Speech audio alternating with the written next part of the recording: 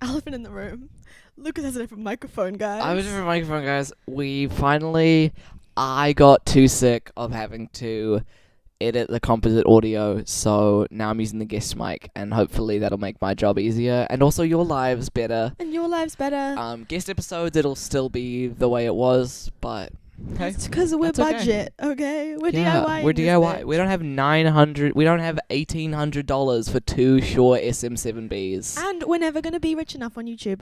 I Well, would never say never, but but the YouTube monetization, you have to have such crazy viewership that it's like, whatever, this is just for whatever. fun I'm now. not going to make 1 million shorts. Yeah. Oh my million god. views on shorts. I don't. Yeah. Yeah. I think shorts and clips is good, but I can't be bothered. So if you out there need a project and want to become our And clip wanna- editor, hit us up. Hit us up. I'm so serious about this. Hit us up. If anyone wants to be a clip editor, and if you don't, then eventually I'll be the one who does it. But you know, Yeah, it's like that friend that once was like, "Hey, if I ever want a project, like, would it be chill if I subtitled your episodes?" And I was like, "Yeah, if you ever Yes. want to do that, please text me and I'll give do. you moderation shit." Literally. But I think bro's too in the source of video games, which is also very real. This is very real. But because, this will always be here. this will always be here. Yeah. If you ever want a project, hit me up.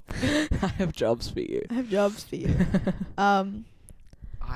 I like don't know how to hold this. I'm like, it's crazy. like because with it's like a comfortable like width, my normal mic, but now I'm like, what do I do with my I I'm hold doing it this. I'm maybe doing badly, but I hold it like down at the bottom like like this, interesting. and I kind of like hold it like yeah, like but I'm like this. my fingers are touching my hand. As long as you don't hold it like this, Lucas. You don't do the douchebag The rap guy douchebag. thing where they like ruin their audio. and you're like, whoa, whoa, whoa, whoa. Oh, I hate it.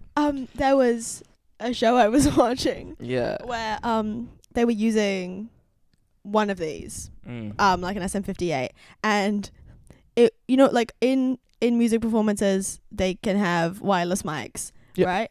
But it was a unplugged SM58. No. And you could see the like the input open and just like using it, and I was like, God. this is Like crazy. cover it with tape or something. Like at least lie a little bit. And it was like, I didn't notice it when I first watched it, but when I watched someone on TikTok point it out, I noticed it. Yeah, studying what I've studied has ruined my life because like, or I'll go to shows Yeah. and they'll be doing like the mic thing, and I'm like, I know you think The this makes you look hard, but as an audio engineer, I kind of hate you a little bit. I kind of hate you just a little bit. Just a little bit. But yeah, I don't know. I think with these I switch how I'm holding it like throughout the episode, which is Yeah. partly potentially the reason why I do this so much. Yeah, another thing that annoys me about television shows and doing music is when they have like a wireless guitar, but there's no radio transponder or anything that would make it actually wireless. Yeah. Like that show he worked, he had that thing and it made it wireless. And then I think I was working another show. Oh, it was at camp. Mhm. And they had a little box that plugged into their lead outlet, and I was Yeah, like, I saw sick. that. And then you watch a show, and it's like, there's nothing plugged into your lead. You have nothing on that guitar. That guitar's not making any sound. For me, it's like I get like wireless guitars just They're sick. they're so sick as fuck, and it freaks me out every time because I'm like, if Mm. a cable doesn't work, we can swap out the cable. But like Yeah. I don't know how to troubleshoot that, and that's just because I have a limited knowledge on it. Like it's just because I don't understand it. Yeah. But I'm sure that if I did, it would be good. I was just glad that his was running. I think it was a guy. I don't know. He That used his pedal board, right? was running to his pedal board, and so I kind of didn't have to think about it at all. I was like, yeah, it's just like a lead basically. Yeah. But I think the one at the other gig when I wasn't doing sound, his went straight to the desk, Well. and that like a wireless mic, and that was terrifying. yeah. I was like, that's crazy. I don't think I could. I would be overthinking it the whole time. Yeah, for sure. But Well. yeah. Wow. Well. Technology is crazy. This is a rescheduled filming episode. We were meant to film on Tuesday, and if we had filmed on Tuesday, we would be having different conversations because life Yeah. is different on different days. What? What? Life has moved on since Tuesday. It's Life currently is different. Friday. But I am a loser with a loser body, trapped in this hellhole.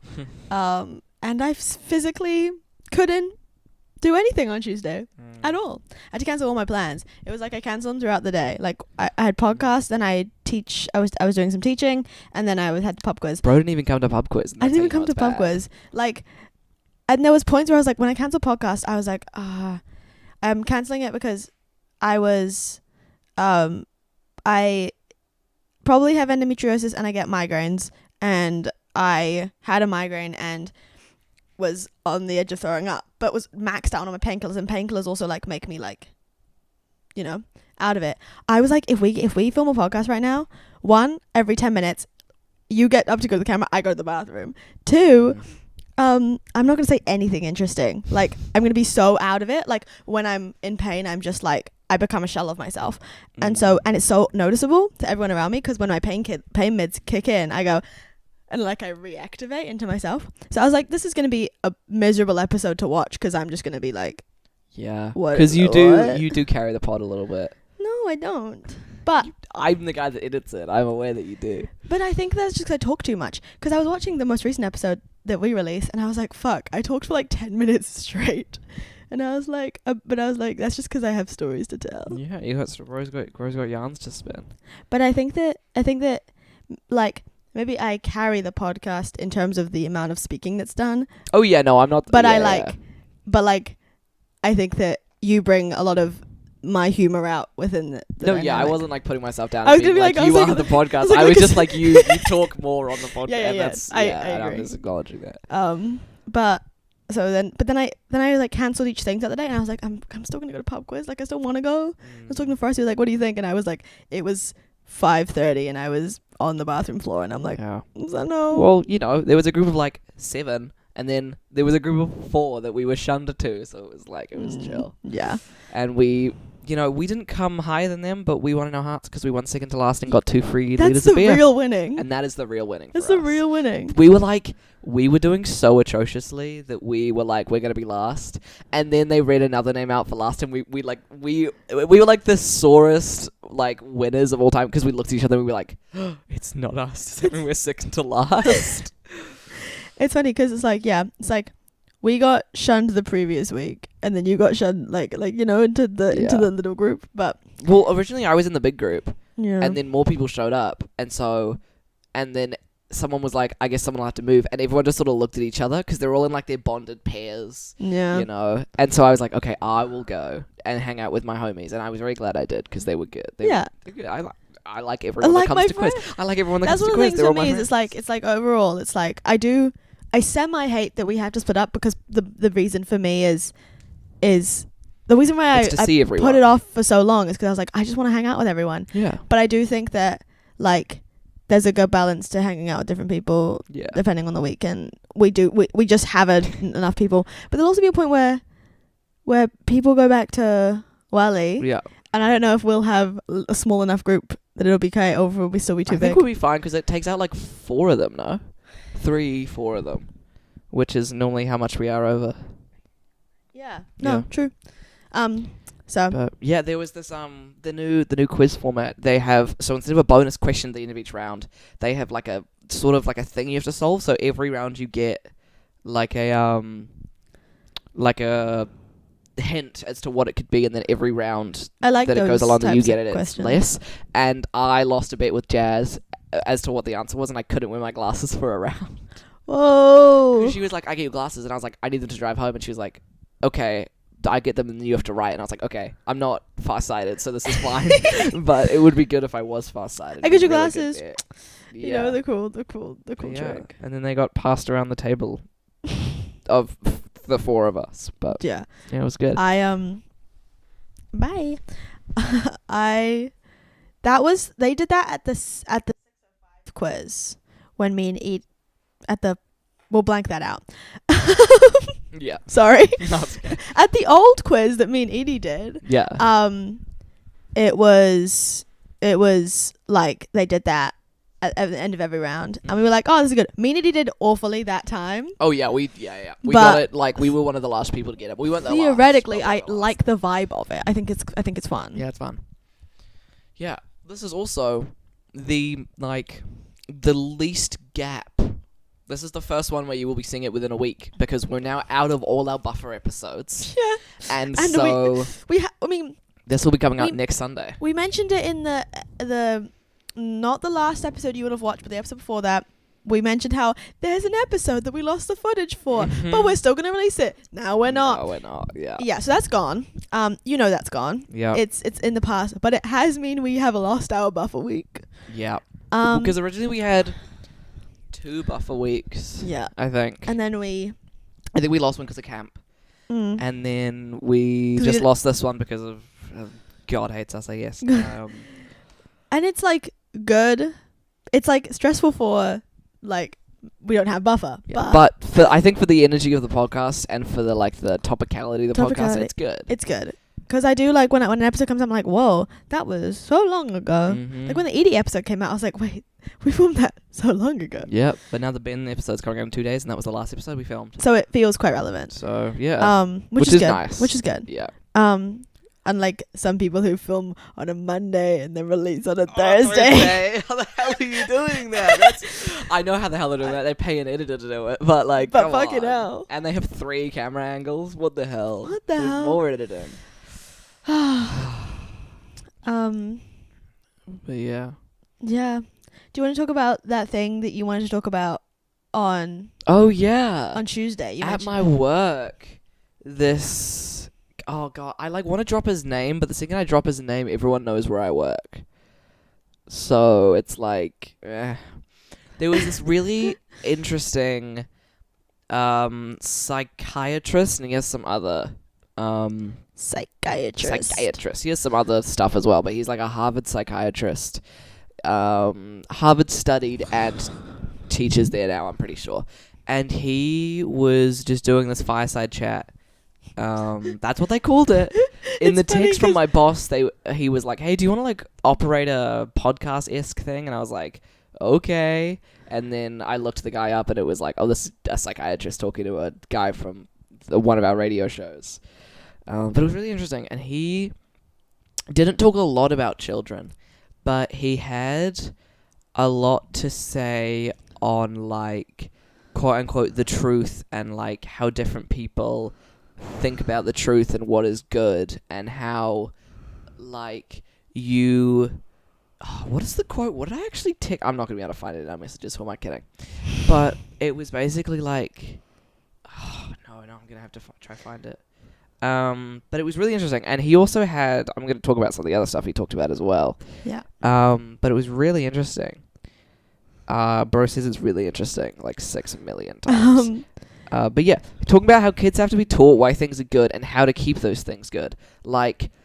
Kids should be sort of taught that the things that are good, there was work done to make those things good, and we have to keep doing the work to keep those things good.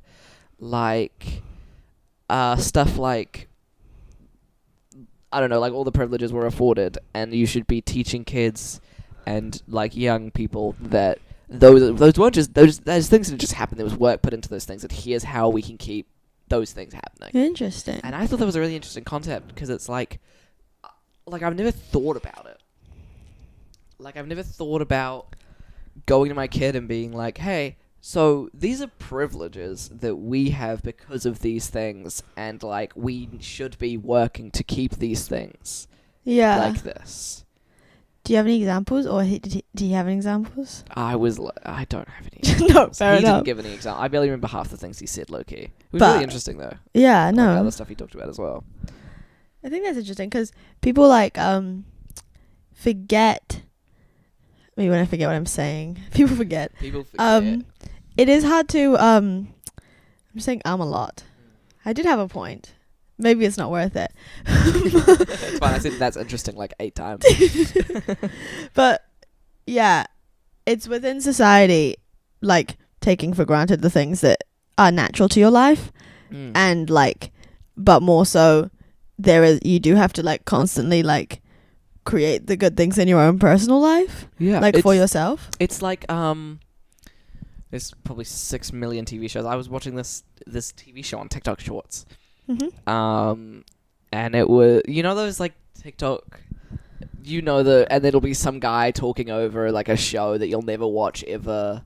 Mm-hmm. It was this one where it was like these rich parents were raising their kid like kind of as a poor like like as a poor family to make, and then when he got to a certain age they like made him know he was rich to like make him appreciate money and appreciate the money, that the wealth that his parents had. And I was like, that's kind of based, but also I feel like it's not fully the right way to do it. It's kind of based, not the right way to do it, but it's also like there's obviously the safety within that dynamic that he's never actually at risk. He's never like, which it's like it's doubly. It's like if he doesn't know that, then I think there's ways you can raise your kids, like especially there was like, okay, not that I want to be talking about the Kardashians, but there was North was on live, like Instagram, TikTok live, whatever, and she was talking about it, and she was saying something like, this was just me watching someone retelling this, so I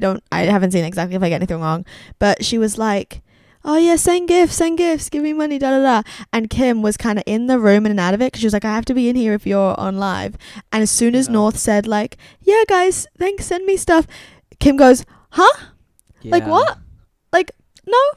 Don't like, do that. Like very much like checked her instantly. Like, you're not going to go on the internet and ask people for money. We're one of the richest families in the world. What are you doing asking random people to send you money? She's like, oh, this is just what happens on TikTok. And she said, you're on Instagram. Yeah. Like, you know, like, it's like just not a kid, but Moist Critical, the streamer, YouTuber also, but he also streams. This is just one of the examples. I'm sure there's other people that have done this, but he's like, I'm pretty sure it's Moist Critical. If it's not, I'll crash out or something, but he's like turned off the ability to sub to him because he's got so much money from YouTube and Twitch and stuff, and he's like, I don't need your money now, just like watch me, don't give me money. That's good. And I respect that so hard.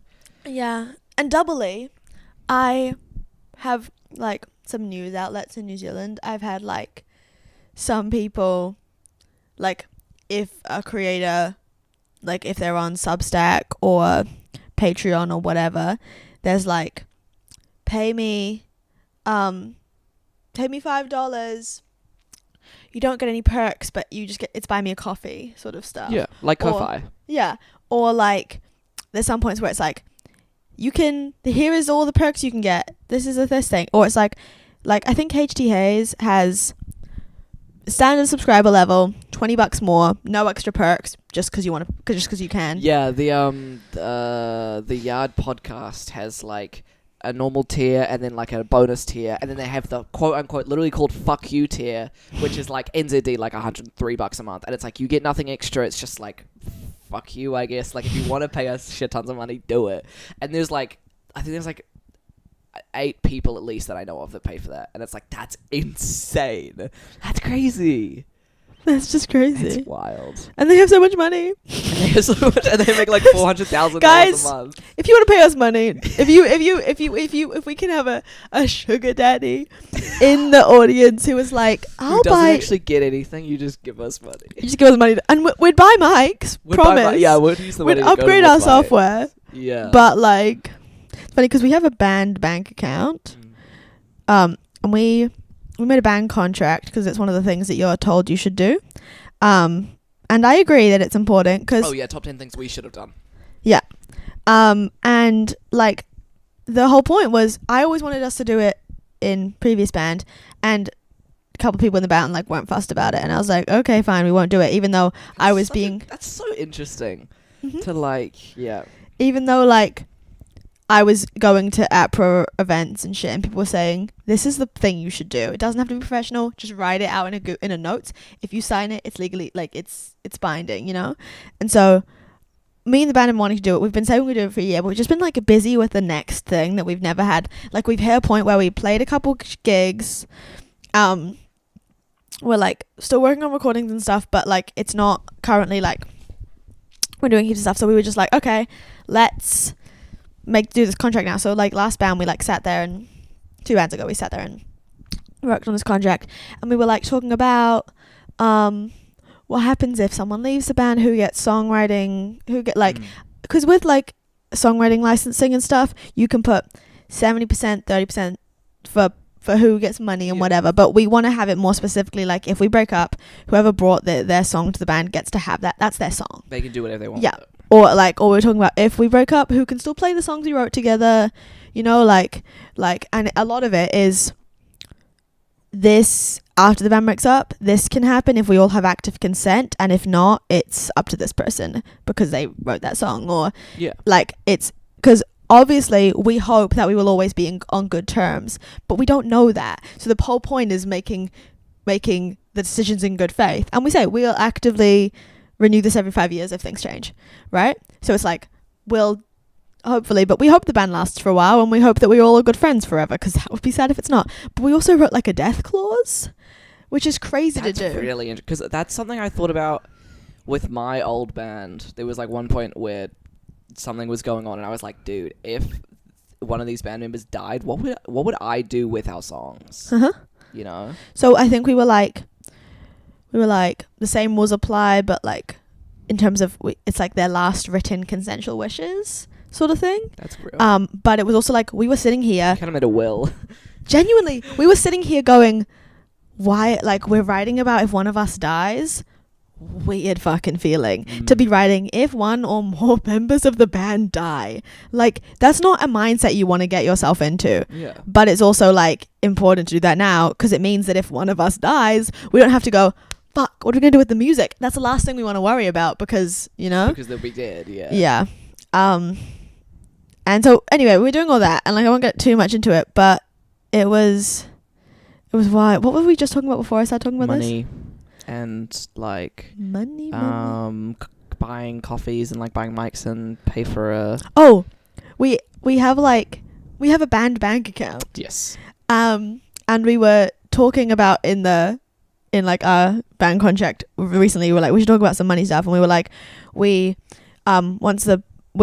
band bank account is money that we spend on band things, and we can decide if we want to split that money for personal wages before we put it in there, but once it's in there, we all have to agree to spend it on band purchases or for gear, or for like random stuff. And I was like I think I just had a thought. I was like, it's not like we have an income, but if we had an income, it's crazy to imagine we had a podcast band account Pod bank where account.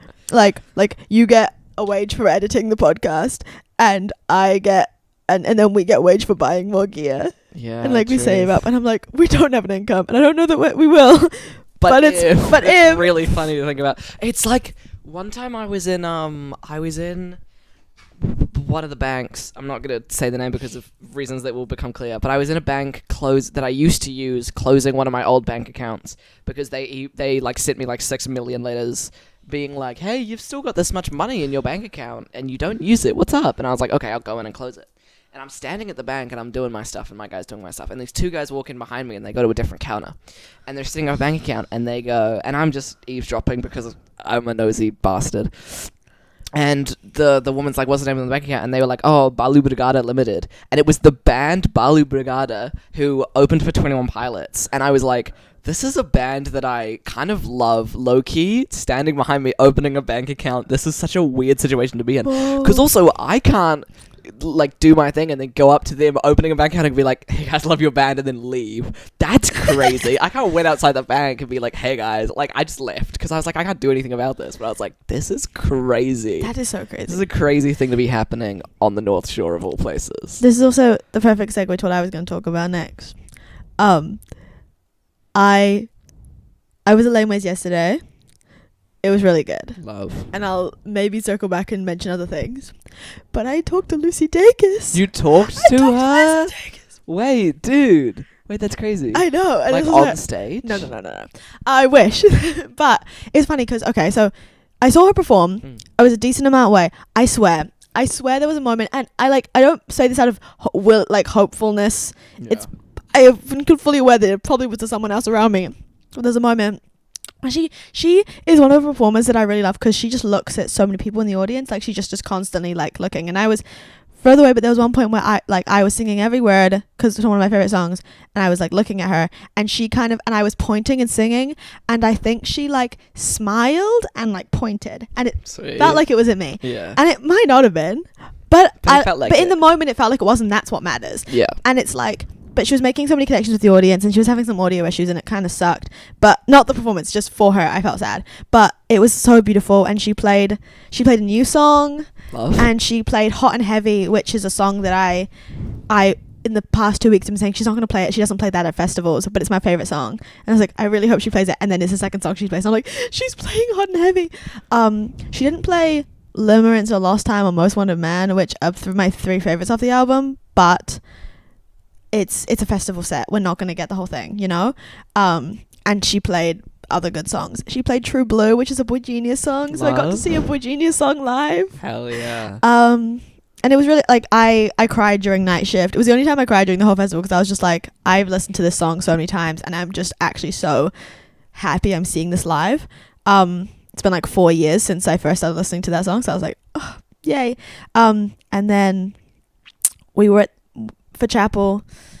Wet Leg was also going to have to say that. Wet Leg was fucking phenomenal. She's the sexiest piece of so good.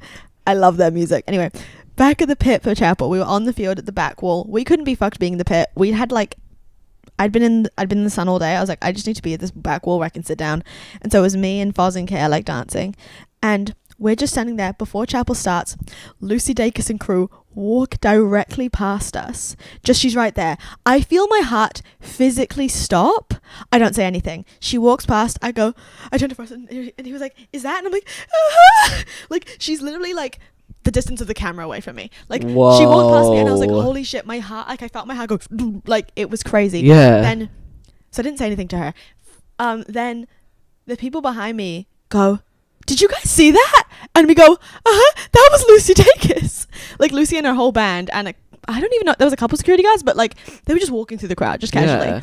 And I was like in that moment that was enough for me, but I was like, I'm really glad I didn't, because I did my year 13 drama performance about celebrity interaction. Yeah. And about unfair like fan interactions with female celebrities, and I referenced my inspiration was Chapel Roan talking about that because it was during that era, and Boy Genius lyrics. Like half of the like I quoted a Boy Genius lyric, like I can't love you like you want me to, right?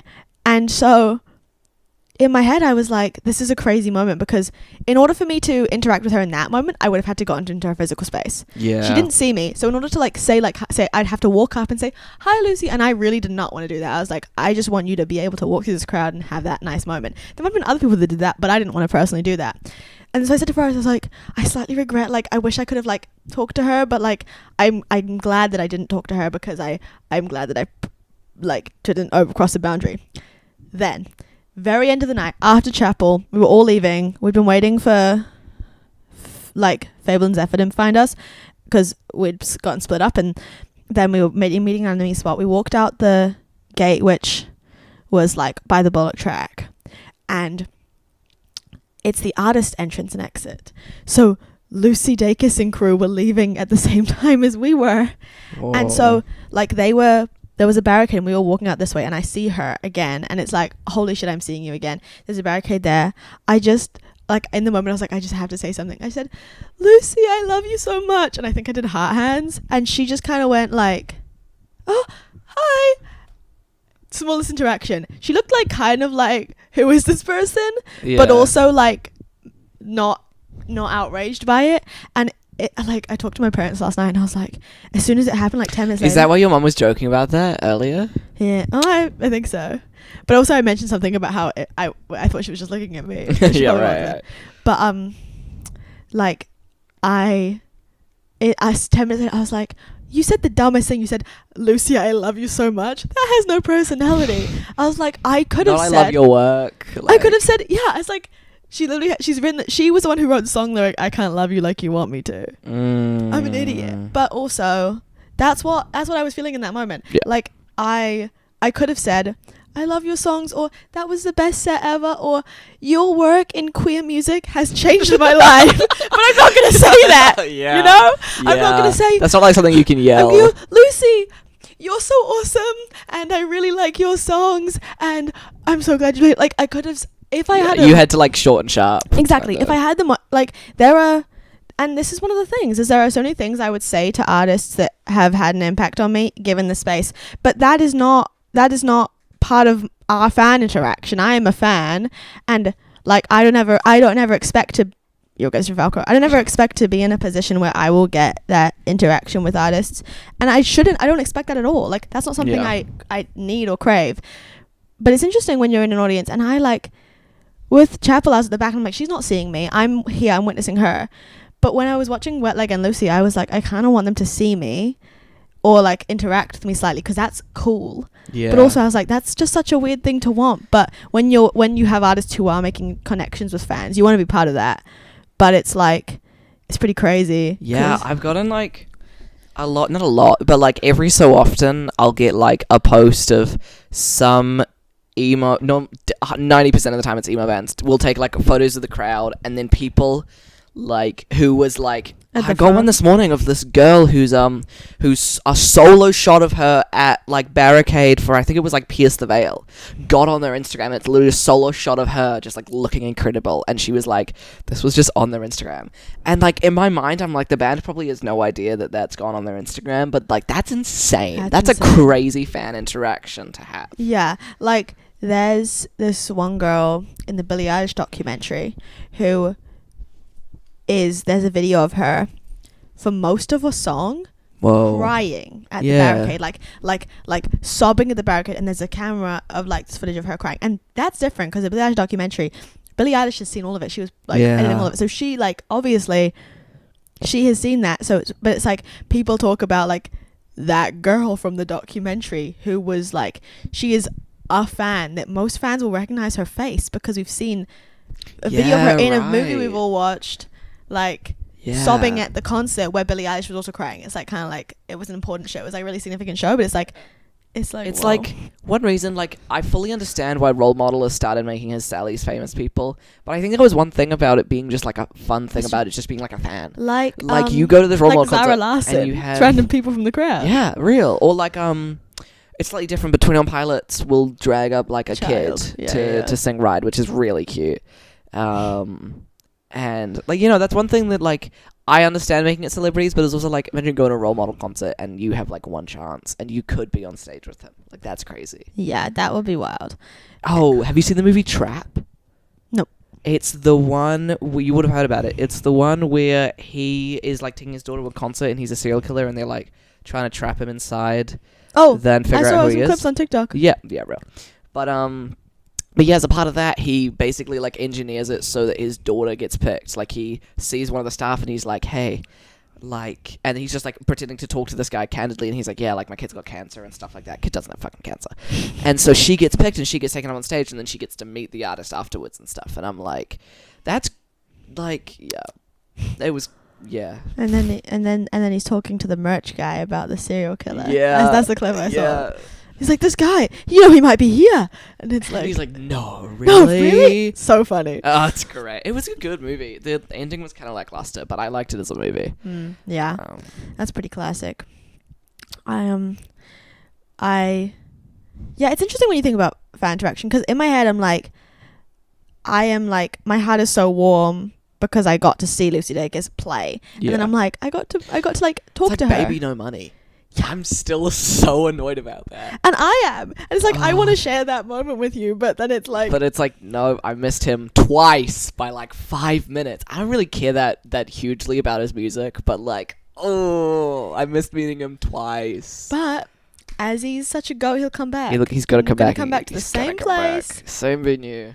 And it'll be cool. It'll be cool. And he'll play multiple nights. Multiple nights because he's a goat. Yeah, no, I think that that's what will happen. It's like, in my mind, it was like the tiny bit of regret I had after not talking to her the first time. Not at all real regret, because like I wasn't going to interrupt her in that moment. But also I was like, this moment, she's behind a barricade. I am in no way physically intimidating her. Yeah. I'm just saying, hi, I love you. I said it kind of like, honestly, kind of quietly. But I just like, if I didn't get her attention, that would have been totally fine. Yeah. But I was like, I'm going to just... Like, during the show, I yelled, Lucy, I love you. It's not that much different, except this time, you know, you're just one person. Yeah. But she, like, looked at us and kind of waved. And I was like, I can say that, like, in my head. Like, I could, because I'm a conscientious fan and I would hate the thought of anyone feeling bad, I could go, I wish I hadn't talked to her. I was a crazy fan. I was not a crazy fan. I was not at all a crazy fan. Yeah. So I have to like just allow myself to go, I talked to Lucy Dacus. Yeah. Some of the people that will like come up to us at like work and be like, hey, do you like, they'll have like a piece of merch or something and be like, do you know how I can get like backstage? Do you know I can talk to the band to like get this signed? And I'm like, dog. No. Even if I knew how to get you in with the band, I probably wouldn't. No, I definitely wouldn't. That's crazy. You want me to tell you how to access this band and I don't know you at all? That one person that lied about being the fucking interviewer? Yeah. Do you remember? That was crazy. She was like, yeah, I work for XYZ NZ publication. And I'm like, okay, like, you can go talk to my manager about it. Like, I don't fucking know. And then she used a different story with my manager. And I'm like, that's crazy. Yeah, it's like, there is someone, and if you're a really dedicated fan, like, at the venue we work at, it's okay, because there's, like, you can have kind of an artist interaction if you're at the barricade. Yeah. So it's like, there was one show where they had their flag with them, and they were at the front, and the artist signed their flag. Yeah. Because they were at the front so going hard with their flag, and they got that, you know? Like, if you really want that, don't ask to go backstage, and we're not gonna, you know? So just it's like, you know, I think that when the last show we both worked, the night that I worked, because I'm not going to name drop the artist, because the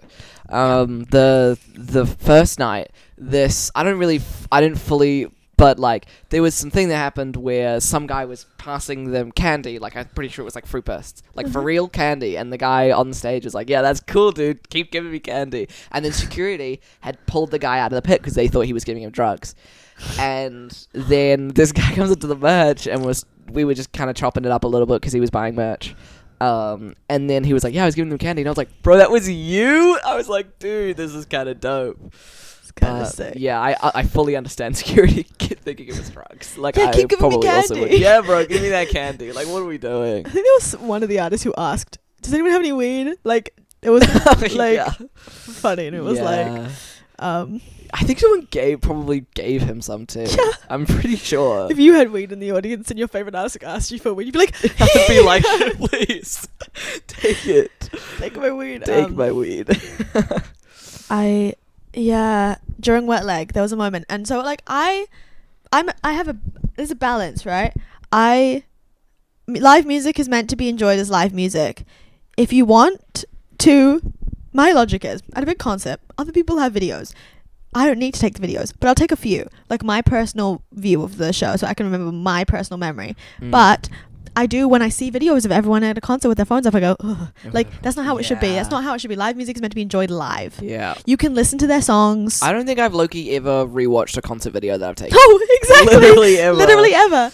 The only thing, like, I made an Instagram post with videos of Billie Eilish, and sometimes I go, I saw Billie Eilish live, and I went and watched my videos. Yeah, but real. Relatively, you don't watch them back. Like, I took a bunch of videos of Laneways last year when I saw Charlie XCX and other ones. I'm gonna go back and delete them now because I don't actually care about that Real. much.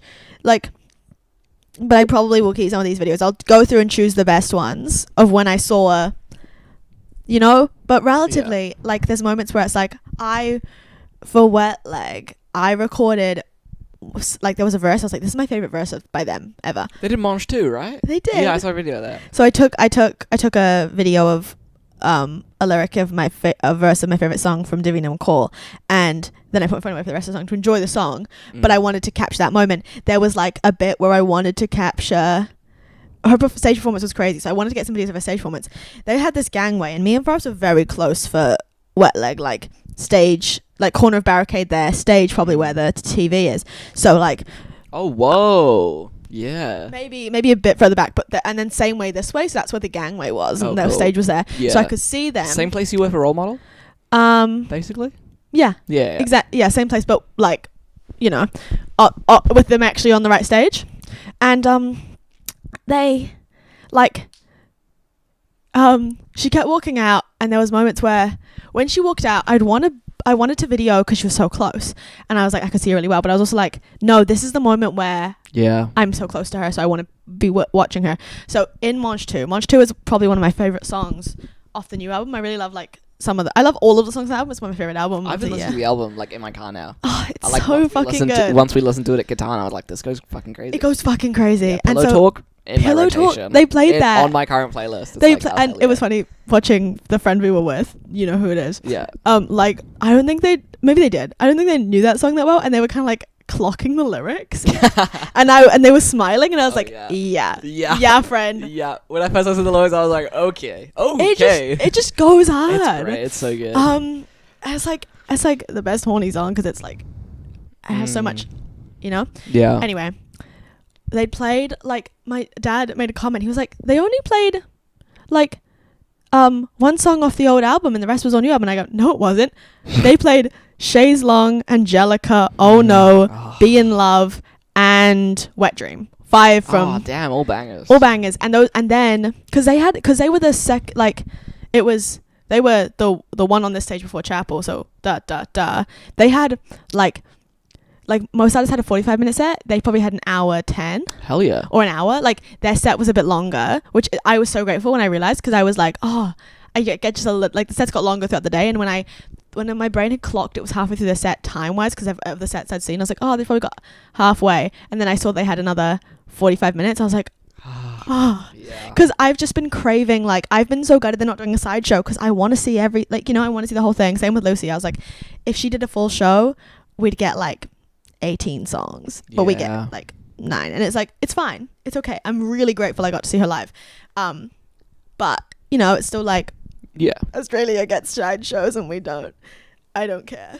There's side shows on this shirt, but like side shows, and I'm like, evil. But when they played Monge 2 at the end, I fucking love that song. And I was like dancing, and my favorite part is the bridge. So I wanted to get a video of the bridge, and I pulled out my phone, and then she started walking down the gangway. And so this video, I'll show you afterwards. The video, she walks. She starts singing the bridge. She walks to here. She gets to literally parallel me, Forrest and Friend. Shit. Like right here. And then she sits down and she starts facing that direction, the people on that side. And I put my phone away because she's right there. Then she turns around and she sings my favorite lyrics of that song to us, like directly, like looking down, like singing it to like us, like the 10 people around me. And I put my phone away before recording it, and it's like, you know, like in the video I can say this is what happened afterwards, and it's not like I have proof. I don't need proof. But it's like it proves that she was like right there, like how close we were.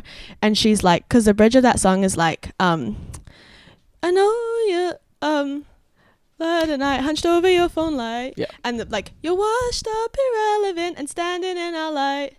You're standing in our light. And then she's like, you're standing in my light. And I fucking love that because I hate stupid old men in the music industry. Anyway, so she was singing that like to us, and I was like, this is my favorite lyric that you've written.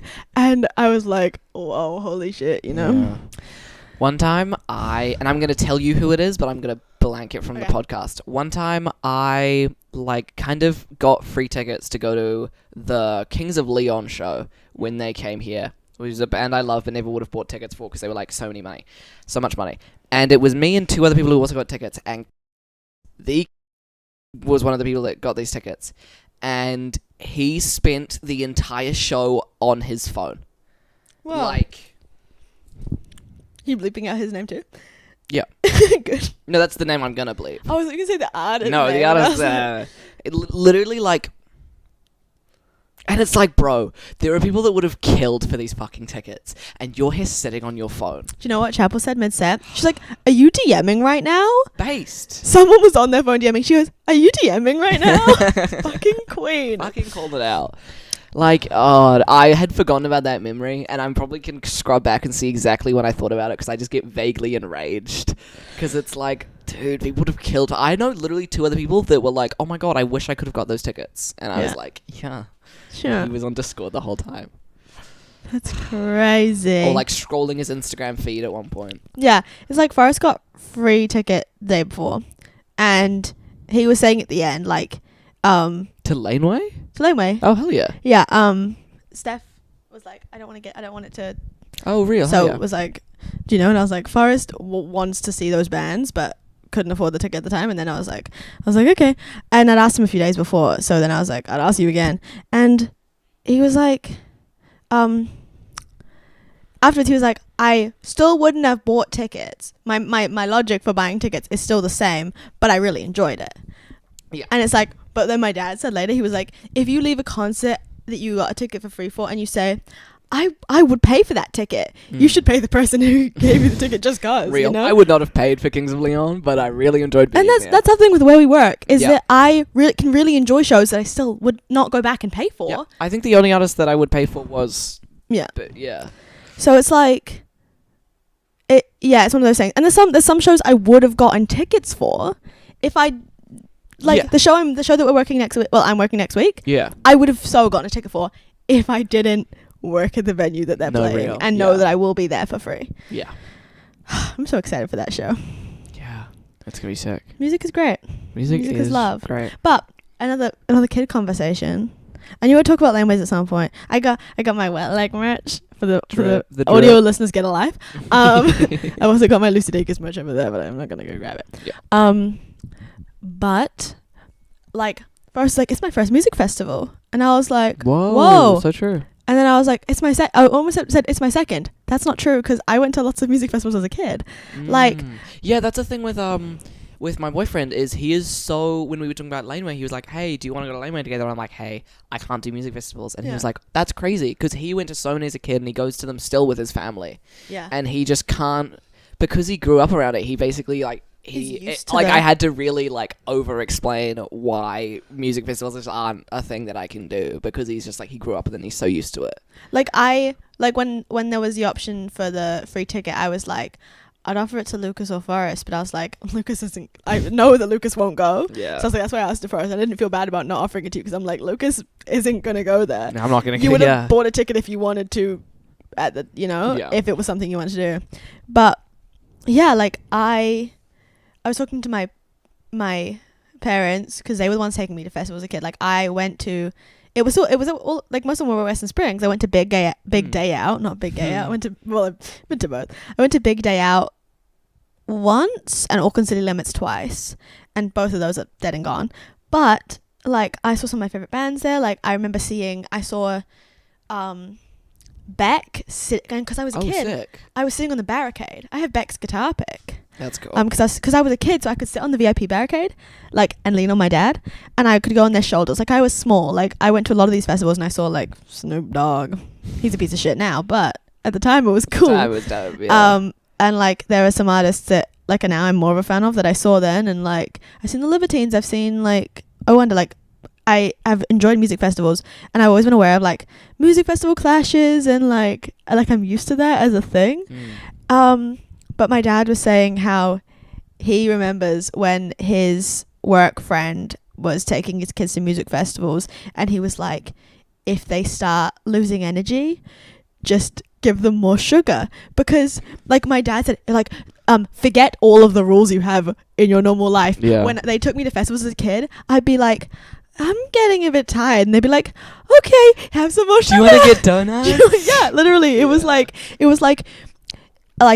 you've just got to like disregard it and keep their energy there, because like if it like, some of my friends were forcing me to stay there, they know I wanted to stay there. Yeah. But they were obviously, by the end of the night, it was like midnight and I was like 7, like I'm gonna be exhausted. But I remember being like, I'm always grateful I stayed for things.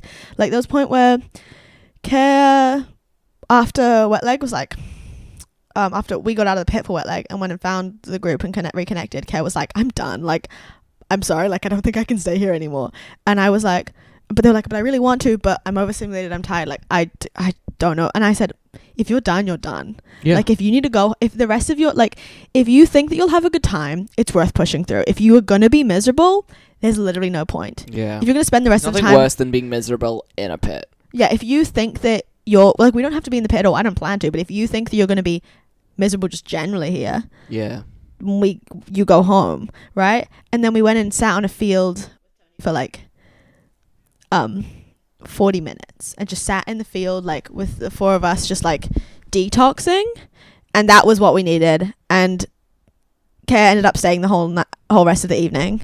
Yeah, you just need a break sometimes. Sometimes you need a break, and that's the thing. Is like, I think I was talking to Forrest, and I was like, it was like a moment where I said to him, I was like, because they spent, at one point while I was in the queue for merch, they spent like half an hour sitting under a tree, lying down with it, like sleep, kind of like almost having a nap. Yeah. And then I was like, I want to go back under that tree. And I was like, I looked around, I was like, there's no trees around here. And because I just said, I was like, he was like, how long before the next set? And I was like, there's an hour. And then I was like, but there's no trees around here. He was like, yeah, we have an hour. We can walk to. We can go to a tree. We can go to a tree. And I was like, Find a tree. And I was like, you're so right, Boris. And we went over the hill and we found some shade, and it was just like, it was what we needed. Then we went back, and two of our friends were in the pit for chapel, and like it got to the point where I was like, we wanted to all to be together, because like we wanted the five of us to be together, because we have shared memories with these songs. We want to be dancing together, obviously. Yeah. But those two had spent their money, and they, at that point in the day, they wanted to be in the pit for chapel. Yeah. And we, at that point in the day, couldn't be. Like, so it was more important. Like, I could have maybe gone in, but I literally had to, after that, where like I was like, me and Forrest were talking about like we had a really good view. If we'd have stayed there, we would have had maybe the best view for chapel. But we were like, I was like, I need to go take my tampon out. Like, I need to go get some water. My water was like this much left. I was like, I'm not gonna last the next 3 hours here. I was like, we need to just go and like find care. And then but the others hadn't been doing that for the day, so they were very chill. They were like, well, they could spend the next hour, 2 hours in a pit. But I was like, I'm fucking done. So it was a balance of going, we've all spent money on to come here. We deserve to.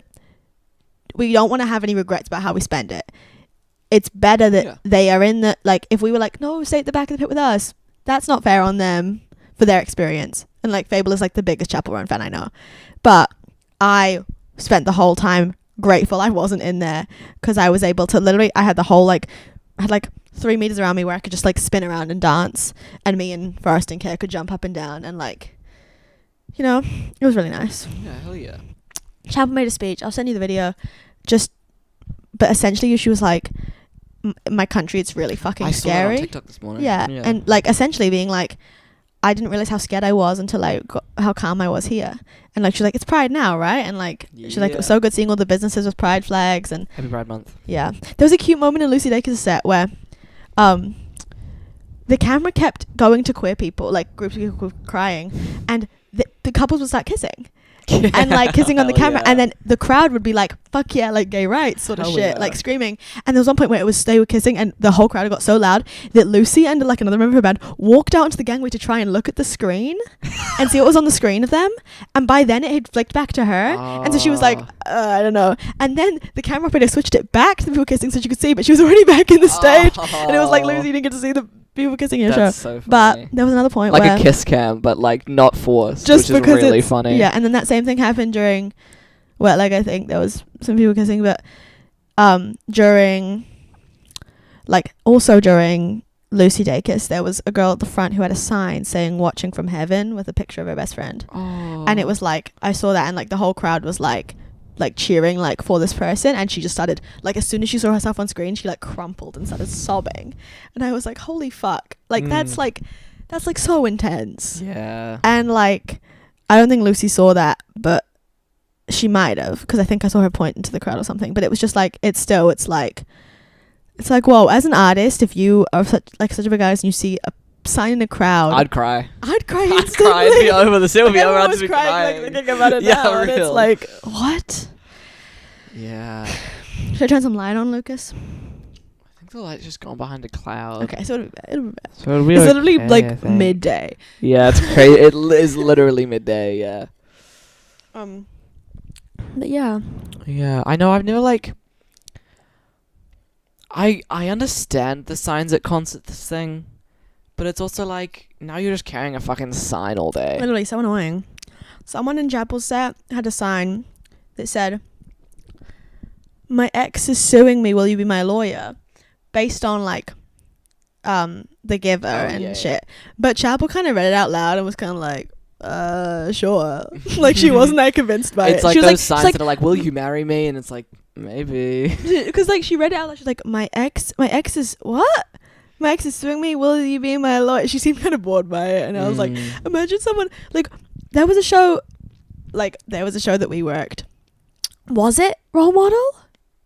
Oh yes, it was. And it said like, will you be my sperm? No, will you be my sperm donor? Will you be my Role Model? Yeah, sperm donor. And he said, And he was like, yes. yeah. And I wonder if it ever happened. I doubt it, but I wonder. That's so crazy. Yeah. I know it's a weird thing with hockey as well, because they do signs in hockey, and some of them will be like normalized concert signs, and some of them will be like Will Smith hockey, have my children. And I'm like, that's a 19-year-old. What are we talking crazy. about? Yeah. I'm pretty sure Whoa. he's 19. I know the Mac is, but I think that's an interesting thing about, like, was it Chapel who said, like, sometimes your signs make me feel like a piece of meat? yeah, that was That was her. And it's like, that's real. it's exactly, it's like, I want to have my babies, be my wife. Your butt looks great. Like, Like, Jesus why is that fuck. what we care about? Like- Like, oh my god, tell me my music's good, please. My music's good. Please. Or that one photo of, I don't know if you've seen it, but there's this one crazy photo of, I think, a Drake concert where it's like, it's incredible lighting, but all the signs are like, pay my rent, and like stuff like that. And it's like, that's crazy. Like, that's so dystopian, it feels like. yeah. Like, yeah. Oh, I think I'm joking on a raspberry seed. I know, I've been low-key, like, tonguing them out of my teeth for, like, the last, like, most of the episode. The episode we have smoothies is the episode we have smoothies is the episode we go. Yeah. It's a good smoothie, though. And that is what matters. Mm-hmm. Can you guess what's in it? Raspberry. Is it... Yeah. There's no mango in there. Oh, there is? Did you just put everything you listed? Nope. Oh. I want to say there's no... There's no blueberry? Yeah. Yeah. And there's no banana. That makes sense. Yes. Yeah, so true. I think that often mango does the job of banana without making it taste like banana. Yeah, because I was like, it's kind of giving banana, but, like, I don't think there's banana in there. But It's just yeah. strawberry, raspberry, mango, Wow, that's and oat milk. that makes sense. Yeah, real. Beep, beep, beep. Chat, I start uni on Monday. Crazy. How are you feeling? I think I almost had a crisis about it last night. Yeah. Because I don't know. I'm excited for it, but it was very much it's been several months since I decided to go. So I've had time to adjust to it. But it's also the reality that I will be there. Next week. Next week is kind of fucked. Yeah.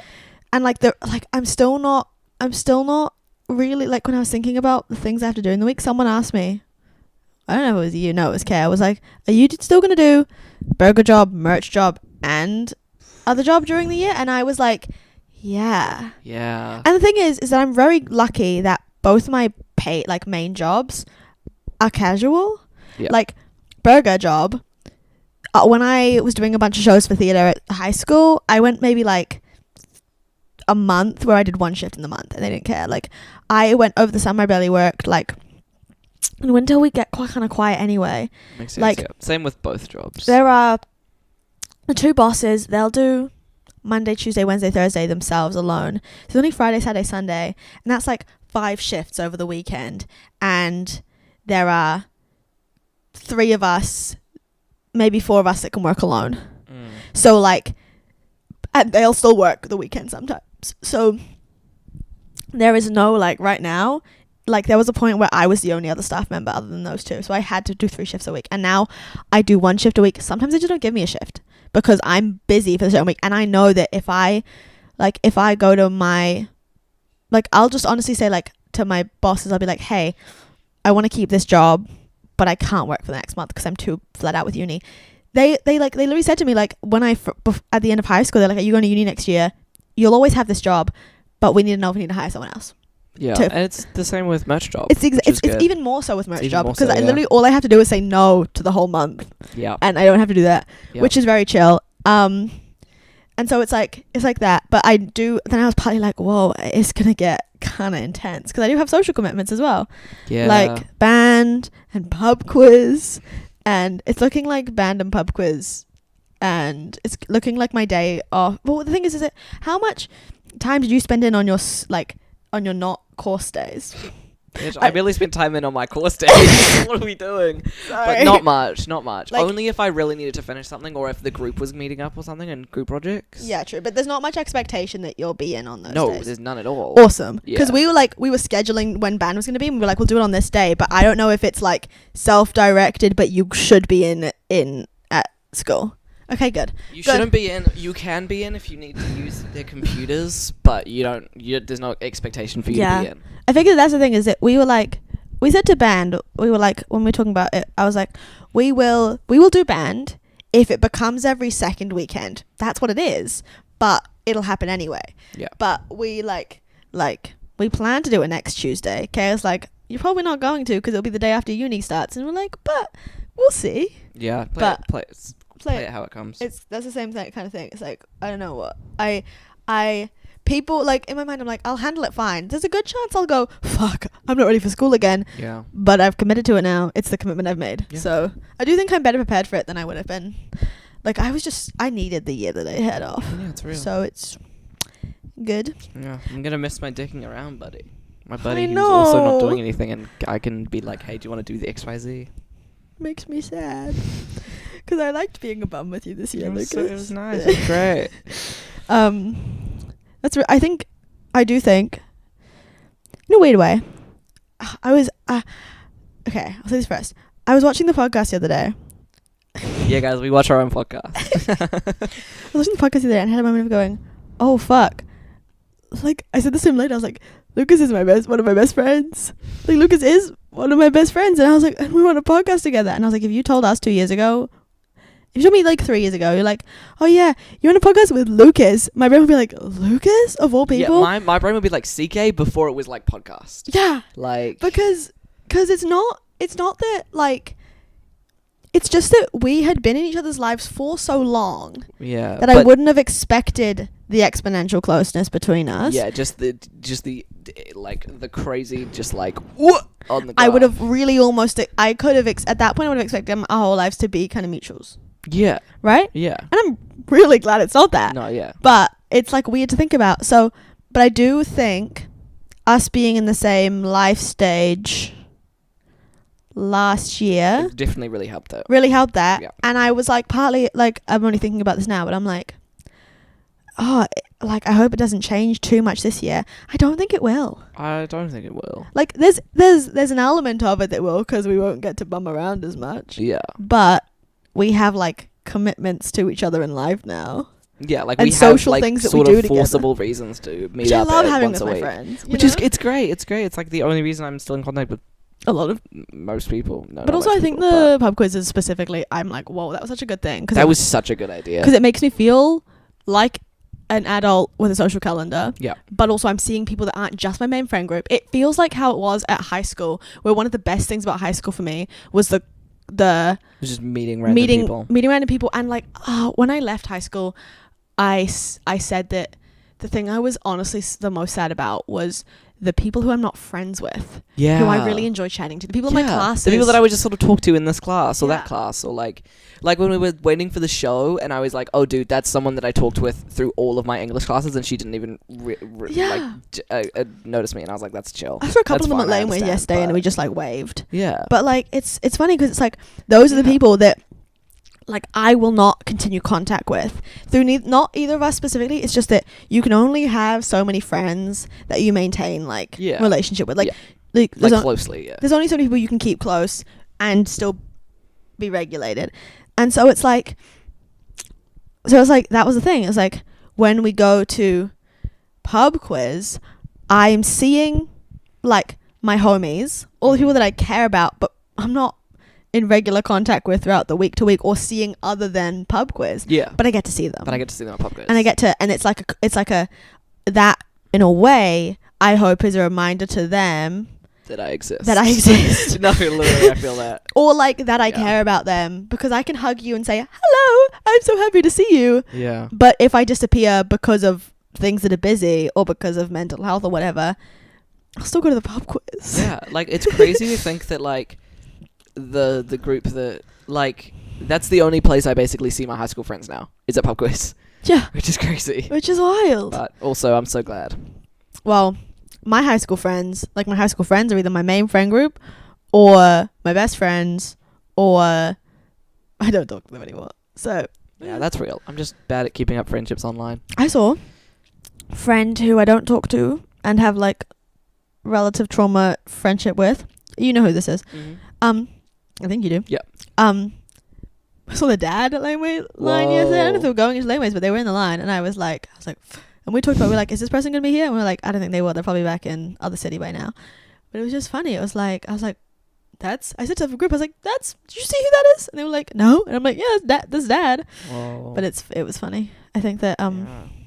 it's always that interesting. I'm like, I've talked about when as a parent, if you have a kid who you know is like, you obviously raise your kids and you can be very aware of their behaviors, but you don't know necessarily how they are for other people. Oh, right. So partly I'm always like some of my friends who I'm having bad experiences with at the time, I wonder how their parents deal with that. Because surely you must know to an extent that your kid might be a bit of an asshole. But you don't. Like, you don't. You really don't. You literally wouldn't. Because you'll hear their perspective on everything and you believe their perspective on everything. Yeah. Like, my parents, the friend that I was really tight with that I said goodbye to earlier this year, my parents basically, I'm just like, what they know is that we sort of don't really talk to each other anymore. They don't know any reasons or anything. Yeah. And they know that when I went down to stay in the place that was close to where he lived, that I didn't really want to see him. And that's kind of it that they know. Yeah. So it's like, whoa. What do they think? What do they think? But also it's like sometimes I'm like, when I see parents of ex-friends, I don't have many of them. I don't have many ex-friends. Most mostly be like, oh, yeah. Like, yeah. One of my old best friends from intermediate, who I still have so much love for in my heart, we just don't hang out. Yeah, real. We want to, but we just had very different high school lives. I see their parents and I'm like, hi, because like I was at their house every week, like, you know, like we were super close. But there's some parents who, like, I know that their kid would have talked shit about me to them a bit, yeah, right? Real. Or like a little bit, or towards the end of it, I'm like, do you? But it's also like a lot of people aren't as close with their parents. No, for sure. So they just don't talk to them. But in a way, I'm like, I think this person was, but also I don't know. I'm like, at the breakdown of our friendship, were you telling your parents all about it, or were they not? Like, when your dad sees me on the street, does he not want to talk to me the same way I don't want to talk to him? Yeah. It's not that I don't want to talk to him because he's a lovely person. Like, I enjoy his company because I don't want to talk to him because that means, you know, like, you want to talk to him, but you don't want to talk to him. Exactly. Yeah. So it's weird. I'm like, I think that's the interesting thing is when you we talk a lot about raising kids and children, but how does it change when you are raising teenagers who you think might be kind of pieces of shit? But will you ever gauge that? What if What if your child is such a piece of shit that they're so good at hiding it that you will never know? You'll never know. Like, that's one of the things. It's like the hardest thing must be as a parent. The single hardest thing. The hardest thing. It must be coming to terms with your kid being bad, like being awful. Yeah. Because, like, but I do also think a lot of kids that are assholes are because they have parents that are assholes. Totally. I do think a lot of the time that is what's happening. Definitely. But in some cases it's not. Like, but in some cases, like, I mean, I'm only talking about media again. Like, I know about real life, but I'm talking about media, like adolescence, which you haven't watched, have you? No, I really fucking should have. Yeah. But like the most of the storyline is about not the victim. The victim is, you don't even see her. Most of the storyline is about the families dealing with it. Like, not the victim's family, his family. Yeah. And so much of it is like genuinely at the start of the show you believe that he hasn't done it because you're getting the perspective of his parents who were like he's a 11-year-old kid who's pulled out of bed in the morning for school by police. Like, his parents are like, so they could have never expected this in their life. Like, we see this kid be this like what's on my head? Thanks. So it's, and I was like, that's so interesting because they couldn't grasp it, and that must be like, I think about people being like, how could you not tell? Sometimes you just can't. Sometimes you just have no idea, and you like can't even picture your kid as like someone that could do this thing. Yeah, and I think that's one of the biggest issues. It's like with male culture in society, and like mothers and their sons, and understanding it's like there's very much the mama's boy. Are you putting in second battery? We're gonna try. Guys, we have a second battery now. Second battery now. But It's so not focused on it, but it was there. It was there. I trust. promise. I like you taking your I'm microphone gonna take my with mic you. with me. I'm gonna still do this. What was I saying? Oh, About male culture and society. I think that like Mama's Little Boy sort of stuff, there is this element of how are you. I was going somewhere with this. And then I'm distracted by your sexy camera reinstalling. Guys, are you ready? I'm going to count down. 10, 9, 8, 7, 6. I'm not as good as the like. There are 5. some streamers that can do it crazy style. Is it back on? It is back 3, on. 2, 1. Just. There No, are some like. streamers that can do it crazy fast. Some 'Cause they're streamer just, cameramen. like, It's insane. So cool. But yeah, it is crazy. Like whenever you'll see a parent who, you know, those mums that are like low key in love with their sons. Mm-hmm. It's like that. When their son will do something bad, it's like, no, my baby could never. My baby What? could never. So Janelle, that's, like, you're the problem here. Okay. you're the problem. You coddled your son, but like, I don't know. It's dangerous because it's like, if you never talk to if you never talk to your kids about real life shit because you want to protect their image in your brain and you want them to not see the world as dangerous and you want them to believe that their life will be okay. Like, I think it's hard. Like, I like think I was like, I want to be a parent. I think that doubly I could raise a really good son, but I also think I'd be awful at it. Yeah. Like, I'm not a misandrist by any means, but I do think that it's like I don't want to raise whatever gender my kid is, I love them completely. It doesn't matter what gender doesn't matter to me, but to raise if I'm raising a man in society, You feel like you have to be on guard more? I feel like, not that I have to be on guard, but I feel like I would be less aware of how to navigate male spaces for my kid. Yeah, right. And how to figure out the careful balance of allowing them to be empowered in their masculinity and be a safe man to be around. Yeah, right. I, like, in a way, it must be so hard. Like, it's so hard for men in this stage. I just got my tone up. It must be hard. So hard to raise them in this day and age. Oh. It must actually, though. I can sympathize with the fact that comparatively that like the social culture issue for men is nothing compared to the like generations of complete disregard for women in society. However, yeah, it must be kind of fucked up to either in your brain you either have to be super like liberal feminist man or you like there's not there's not really there's not like neutral manhood. Neutral Yeah. manhood can't exist because neutral manhood can't exist because I feel like society definitely tells you you're either woke or you're a dickhead, and that's sort of the two sorts of guy. yeah, and I mean obviously I love for everyone to be woke Yeah. because woke is not to be left wing. To be woke is to be accepting of modern change. Yeah. And to take in people's perspectives and to understand new ideologies. Yeah, but but it's like I feel like a guy is either societally, obviously this is, I disagree with this. A guy is either like he's super gay, he's a performative male, or he's a sports guy. And those are sort of the three ways that men can exist in society. Yeah. Or which sucks. not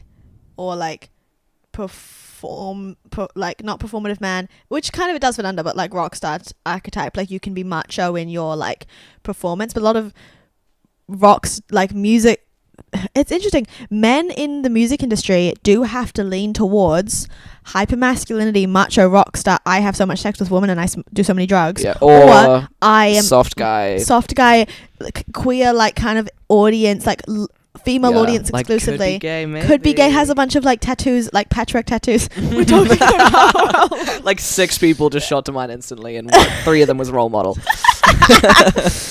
So it's like, yeah, I don't know. Yeah, I think that's interesting for me because I'm like, I wouldn't know the best way to raise a man without. I think you'd literally just have to raise them and just like pray. Just raise them like a normal, raise them like a girl and pray. Because if I was to raise a girl in society, like, it's weird because I don't overthink that as much. But that's because I understand it. But I'm also like, and this is why all parents should be straight, so they have both ideas of how to raise a kid. Cause what it, like, you know, me, both parents should be straight. No, but like, come on. This is the episode I become really heteronormative. I'm like, it's so hard for men. Like, me, non-binary lesbian over here, chat. It's funny. What am I talking about? It's hot when you have a meltdown. I was thinking it's fine. It's cool. I had both of those in my head. Chapel transcends all. Real. Guys, she was so cool last night. We should wrap up anyway, though, even though I said the battery. But yeah. What was it? Okay. It's an interesting thing. People talk about. I think you should watch Shrinking, but I'm gonna give you mild spoilers. Okay. I really think you should watch it. Like, it's one of the best. Never heard of it ever, but okay. I should. It's my fault. I should talk to you more about it. It's got Han Solo in it. Oh, love. It's got Han Solo, and have you seen Freaks and Geeks? Yep. It's got what's his name? Okay, my parents got. What's his name, Dad? No, the Freaks and Geeks guy. Is it? It's not Seth, is it? Seth MacFarlane is in Freaks and Geeks, but he's the curly-haired one. No, it's not him. It's the. What's his name? I like that you're yelling into the mic. Sorry. Oh, Jason Segel. Oh yes, yep. Him. Sorry. Yep. Harrison Ford is Han Solo, though. My parents are upstairs. I Kind don't of. think Yeti picked that up. I hope it did. You got it in for that. He's in it, and basically plot line is this is covered in the first episode. It's in the synopsis. Dad and daughter wife dies. Sucks. So it's like their story of grief with their neighbor, cool. but he is a therapist. So you're getting I was like, I'm getting deja vu because I explained this show to someone else a week ago. And I'm like, did I do this on the podcast? I don't think I did. Yep. He's a therapist, but he's like falling apart. So it's like he changes kind of how he does therapy, and it's like questionable, but like he meets these people, and season 3 has just started, and there's a gay couple in the storyline. It's one of the characters. It's like the main guy's best friend and his husband, and they like there was a point like they didn't know if they wanted kids, and at the end of last season it was like this big thing, and they kind of decided. One of them was like, I don't want kids, and one of them was like, but then he realized like his partner really wanted kids, but he realized he didn't want to be kids because he didn't have a good relationship with his dad, and then he came around to it, and people talked to him in his life, and he was like, maybe I do actually want to be a dad. So they Phineas, like Billy. Yes. Do you know Claudia Sulewski, his partner? No. Well, she's in it. And cool. It's like a fan moment for me. I'm like, I like you. I follow you on Instagram. You said Claudius, and I was like, Phineas is gay. Claudia Sulewski. That makes way more sense. I heard Claudius, and I was like, great name. Gay? They're engaged. Did I show you their I'll show you Yeah, their you did. Yeah. The Rock is huge. That's crazy. Oh, yes, we did talk about it. But in the show, there's an interesting thing. Like, this is literally just in the most recent episode of, like, the first episode of season 3. And the dynamic is the fact that a new episode of The Pit comes out tonight. Anyway, how many are out now? 4. Okay. You should watch them. I know. I'm like, maybe I should just watch do them it. Just do it because I want to talk to you about the new characters. Yeah. Anyway, all I know is what's Shitty Whittaker or whatever the fuck, the new intern who's like Whittaker, but we hate him. Yeah. I don't like. There was a fun nickname for him. They're like the Shittica. That's what it was. They're like the other new intern. She's kind of like weird, but in the most recent episode that I saw, episode 4, she says some really witty shit, and I'm like, fuck yeah. Anyway, sorry, finish up. Anyway, yeah. So there's this like conversation about whether you should. Fuck, what am I talking about? Oh, they're adopting a baby, and like the family. One of the characters in the show, their family friend, is like, you can't you can't ask for her, like, you can't ask for advice in the nursery. You need to cut her out. Like, you can't, like the pretty parent? much like the birth mum. Yeah. They're almost like, you need to establish your boundary now, because if you don't want it to be involved, she's going to be involved forever. Like, you're raising this kid. You don't need to ask her about what color the wallpaper is. That's kind of valid. And then they were like, they were trying to establish this boundary, and then he kind of said to his partner, he was like, what I really want, and I haven't said it because I feel so selfish saying it, is that I want to raise a kid. I want this is our kid. I want to raise this kid. I'm happy to send her postcard once a year, but I kind of don't want to see her otherwise. I want this to be our baby. And then Charlie was like, his partner was like, okay, like, and that was kind of what they decided. He went to go tell her, and then she talked about how much it means to her, like how happy she is, she shows them, and how she finally feels like she has family with them.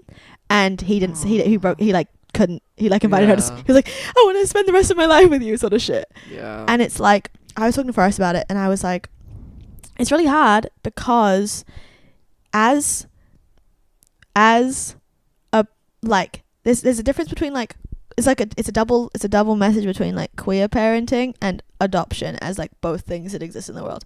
And if they were just able to conceive naturally with the two of them, they wouldn't have to have a third person that they were worrying about keeping contact with. And it's like, they are two dads, that is a parent, like, as the two dads of this baby, it's in their right to want to just raise them as their own. Like, that is fair enough. But personally, I think, especially if I was adopting a baby, I think that you can never have too many people love a child.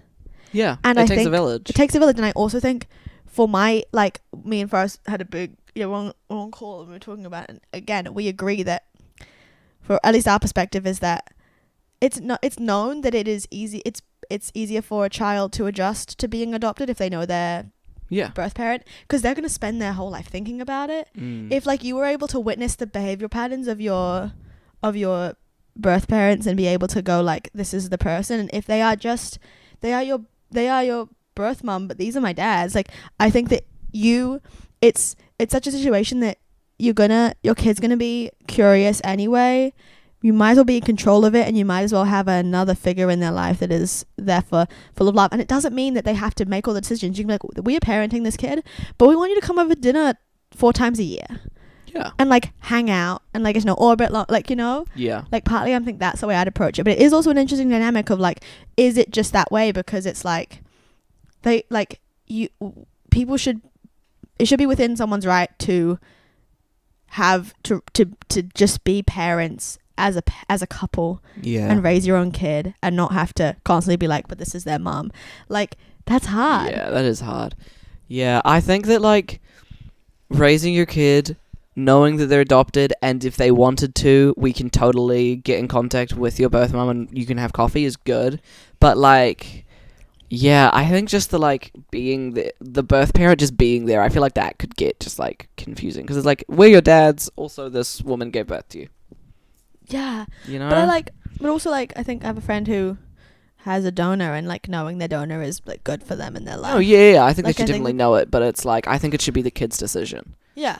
You know? In a way. And I don't like, it's like, I've seen it with the media, but I don't like if you have them as a secret third person in their life, you don't tell them that they were the person that gave birth to you. Yeah, I don't like that. I don't like that, because I think that it's deceitful, obviously. Because then, like, you turn 12 and you're like, oh, yeah, Auntie Shelley, yeah, she's not actually your aunt, she's your mother. Like, that's crazy. That's insane. That would be insane. But I also, again, I understand. I think my child, like, when they're a baby, I don't think it matters too much. When my child turns 3, it's like, hey, we're your parents, like, we're like, obviously they'll know by them, it's like, we're your parents, you were, like, we use a donor, or you other people, like, grew you, or you gave, you know, like, someone else gave birth to you, but we're your parents, this is who it is, like, this is the person who helped us have you. Yeah. Right? Right. I think that's I think 3 is far too young for someone to comprehend that. But not like, to that's valid. comprehend Yeah, that. yeah, yeah. But I do think there's a balance of like, I don't want to wait too long until they're old enough to go to, because we talk about child's like comprehension and consent, and like I don't want. When you say Santa isn't real, you introduce them to their birth parent. I don't want to be like, I don't want to doubly be like, hey, like now that you're 7, here's your birth mum. Right, you want to like kind of wean them into like I don't want like I think it's fair enough that they can be in their lives a bit, but like it's a weird balance because how you don't want to explain something to someone too young. You want to give them their own free will and choice about it, but you also, it's almost like bringing someone new into a child's life at a random age and going, now you get to meet them. And also 7 years is a long time, you know, like, yeah, which is why I think it should be like, hey, here's the deal, you can meet them if you want, but you don't have to. Yeah, but then how rather old, than just being how old like, can they actively make that choice? I don't know.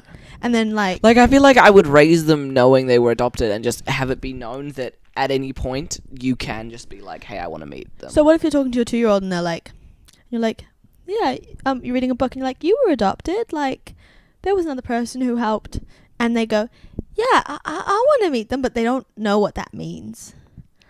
Like, I mean, I think it's still a choice they're making. Yeah, I agree. You know, I'm just being you're just posturing. Yeah, the devil's advocate. advocate. Actually, yeah. It's interesting because it's like, yeah, how at what point do you?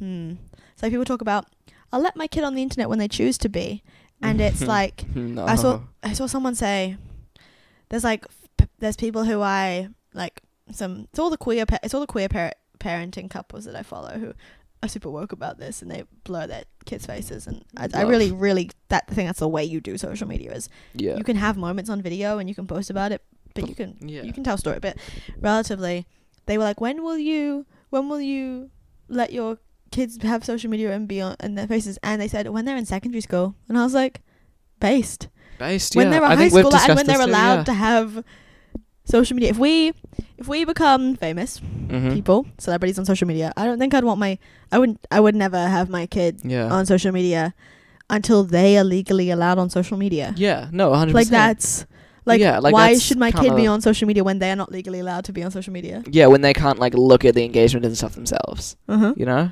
It's like, what's the point? So yeah, we should wrap anyway. We should wrap. I was like, let's talk about this one thing. One extra half an hour. Sorry. Knows what happened. Yeah, I know. An hour and change is really turning into like kind of just like under 90 minutes. Yeah, it's in there somewhere. Yeah. Which is real. But yeah, any. Hopefully it'll be less annoying for you to edit this week. Yeah, it'll be really interesting to see if it's better. With the Ben episode's currently going fine. I've been able to just be like on my phone while it plays. That's good. Which is good. Which is the peak, because that's what I. Okay. Well, like and subscribe. Comment, okay. If you finish the end of this episode, you should comment. We should give them an actual thing. You should comment.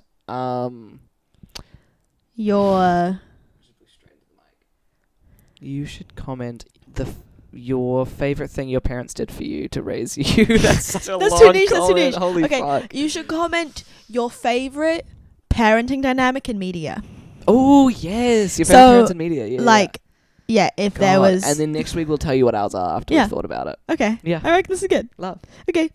Mwah. Bye-bye.